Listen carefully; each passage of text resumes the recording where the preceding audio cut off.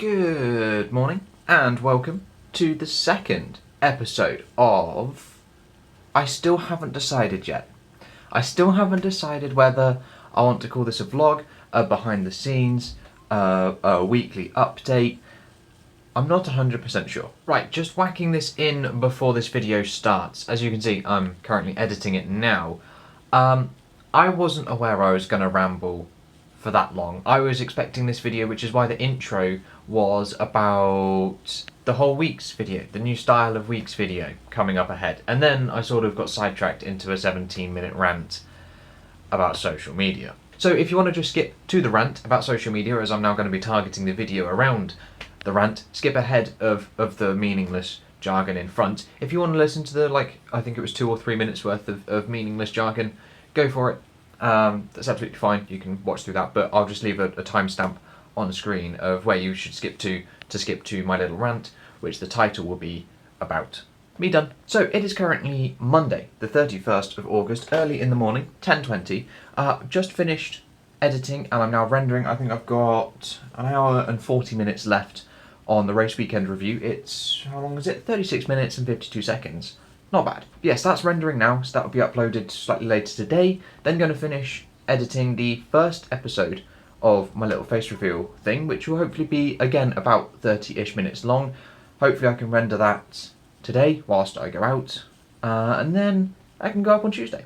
I am really looking forward to your guys' feedback on this whole series idea and to see if you actually like it. And if you want me to continue it, if you want me to talk about anything else, do anything, then absolutely, I will definitely do that. But today is a day where I can actually get a lot of stuff done. I don't have any work, I don't have any commitments until 4 o'clock.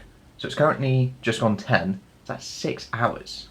6 hours, maybe 5 if I include lunch and go for a walk or something like that. So I've got some decent amount of time. I may start doing some more of the long, I don't know how I'm going to describe it because I don't want to spoil this video. It was my 100 video special thing, and it was just looking at a new branch of statistics that I haven't looked at, and I don't think anyone has delved into this, mainly because it is incredibly laborious. I'm sure someone has done it, but I've never seen it done in the way that I'm doing it. So I think I can get a few more bits done for that, but I'm not going to record them, or at least if I do, it's going to come out in a separate video which will come out after this. In fact, I should have actually done that because I'm now a couple of decades into it and I haven't actually recorded anything for it, which would have been really cool to see like this behind the scenes part for going through all the Excel troubles that I had. I had so many Excel troubles.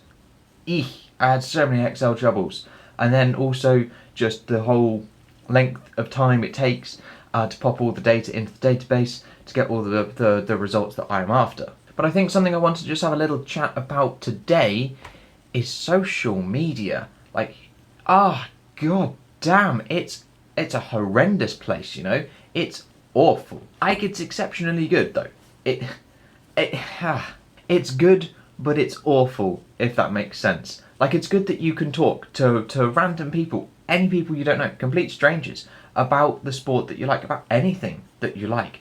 But the fact that it's all anonymous, you just spout your mouth, you get moaners, you get swearers, you get insulters, you get people that can't even sustain an argument, etc, etc. It's really just ugly. And to give an example, I commented on an F1 post that they put out on their YouTube channel in their community page section, which unfortunately I don't have access to myself, as I don't have 1,000 subscribers yet. Road to 1,000! Haven't hit 100, still on 84 at the minute, thank you. Anyway, little distraction. Yes, they made a post about the paddock pass little thing that they do, which is really cool. Kind of like a similar to what I do really. Like a pre-practice or pre-race thingy. They then do a post-qualifying and a post-race where they talk to the drivers and get the interviews and stuff. It's really cool, very insightful. And for the past few years, it's been exclusively on YouTube, on their channel, free to watch, free to cast, to whatever you like. But for this year, they have made it exclusive to their website and Spotify. Now granted, this was a bit of a silly move, as it got so many views on YouTube. It got a big audience, it had a nice reach, which is exactly what Liberty Media want. So moving it to Spotify and their F1 website isn't ideal. But where the social media aspect comes in is all the comments on the posts that say, go watch our latest Paddock Pass, here's a link, go check out the Spotify, go check out our website. Everyone says, bring it back to YouTube, or no one's going to watch it, bring it back to YouTube. We don't want to watch it on there, we want to watch it here. I'm sorry, what? What? It makes no difference.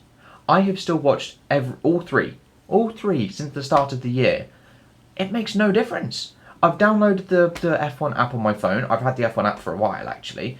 Yeah, it's not the best app. It's not YouTube, but you still get breaking news articles as little pop-up notifications. You go onto the website, you can look at the race results, the race reports, and there's a nice little videos tab. Click that, and you can then watch the Paddock Pass exactly the same as you could do on YouTube. And then, yes, granted you can't cast to your TV if people like watching it on their TV, but you can simply just watch it on a laptop. I've got here, plug a HDMI into your laptop, into your TV, then you've got Paddock Pass on your TV again. It's not that big of a deal. And people also complained that it was behind a paywall. You've got to have F1 TV to watch Paddock Pass now. Nope, you don't. Not at all. It's completely free still.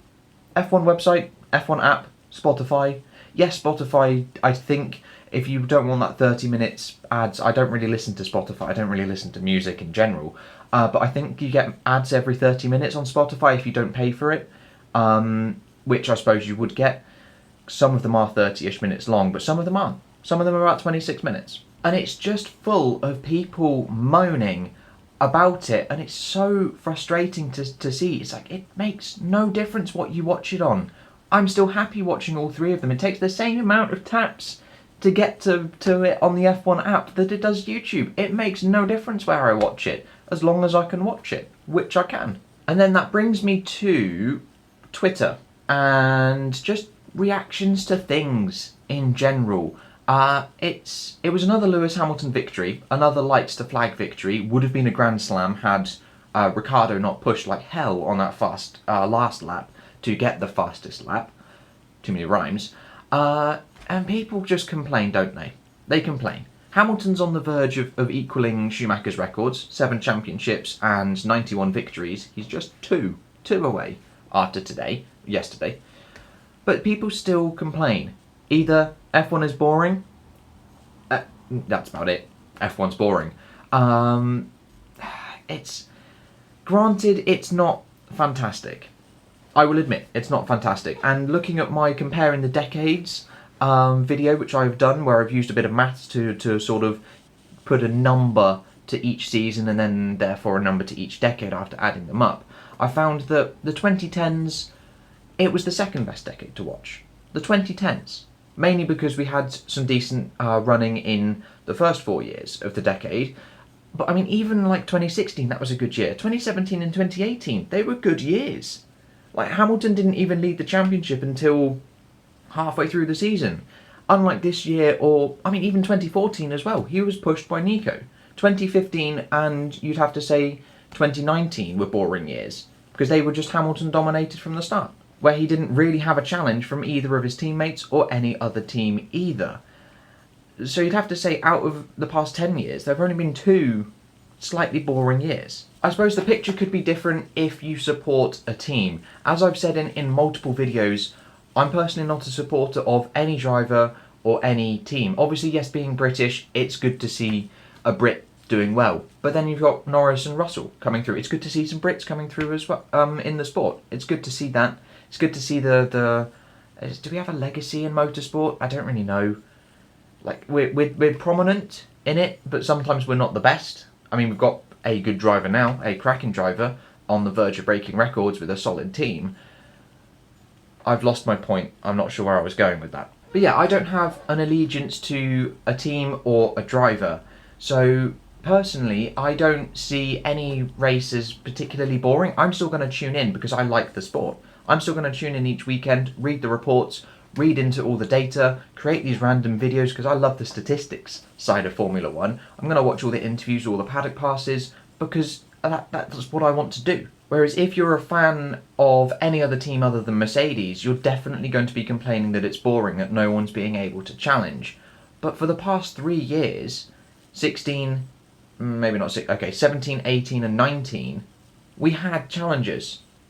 Yes, Mercedes still ended up winning, but they weren't dominant years. 2019 was a dominant year, but 17 and 18 weren't dominant years. And I can understand people that, even though they say it's boring, they want to come back and watch it because they've been watching for however many decades of the sport, and they're, again, just a fan of the sport and want to keep watching it, but they find it hard when it's just one man and one team winning week in, week out.